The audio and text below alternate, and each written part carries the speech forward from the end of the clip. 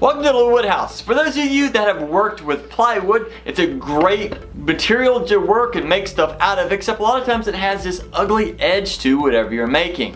Now to fix that, you can use a type of veneer or edge banding, and it just goes on the side. You can iron this on. But there's an additional tool that is recommended when putting this on. It is an actual roller that when you're applying, you roll it on and it helps it adhere to it even better.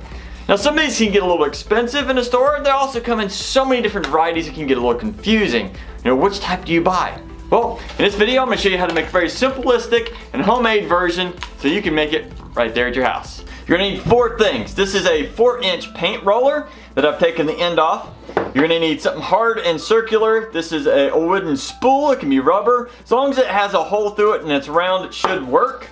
You're going to need some tape and then a washer as long as it fits over the end of your paint roller. Now to put this together, very simple. Slide the spool on, slide the washer on, and just start wrapping tape on the end. Now the tape is just so that the washer does not fall off, and the washer is so that the spool does not fall off. And there you go, a nice little roller for your veneer edge banding. Let me show you how it works.